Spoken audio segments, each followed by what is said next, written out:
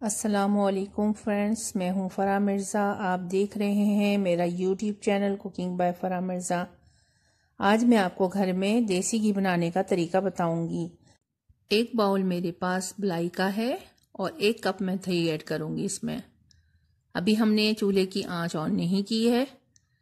दही और मलाई को अच्छी तरह से मिक्स कर लेंगे। जब ये अच्छी तरह से मिक्स हो जाएगी तब हम चूल्हे को ऑन करेंगे। मैंने मलाई को फ्रीज़र से 2-2.5 घंटे पहले निकाल के रख दिया था ताकि उसकी बर्फ़ मेल्ट हो जाए। ये देखिए, हमारी दही और मलाई बहुत अच्छी तरह से मिक्स हो चुकी है। अब हम चूल्हा ऑन कर देंगे। एक उबाल आने तक आंच हम तेज़ ही रखेंगे। उबाल आने के बाद मैं फ्लेम को लो कर दूंगी और मुसलसल चमचा चलाती रहूंगी। ये देखें, इसमें एक उबाल आ चुका है और दूध हमारा फटना शुरू हो चुका है। पीसेस में कन्वर्ट हो चुका है हमारा दूध। बस अब हम मुसलसल इसको चमचा चलाते जाएंगे। ये देखिए, थोड़ा थोड़ा करके घी ऊपर आना शुरू हो चुका है। आंच हमें स्लो ही रखनी है। आंच तेज़ रखने से ये नीचे से जल जाएगा और घी में से अजीब सी स्मेल आना शुरू हो जाएगी। हमें बहुत अच्छा सा घी तैयार करना है जिसमें खुशबू भी आए और नीचे से भी ना लगे।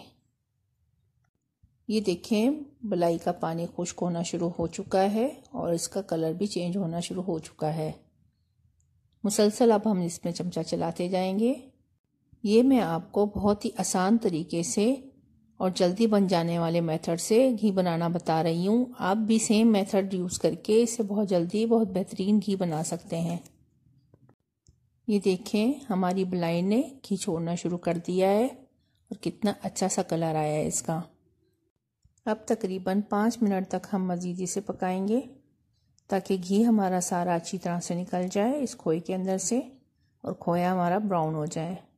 ये देखें, अभी थोड़ा सा बाकी है। हम मुसलसल चमचा चलाते जाएंगे और आंच अब हम इस प्रोसेस में आंच को हम तेज़ कर देंगे।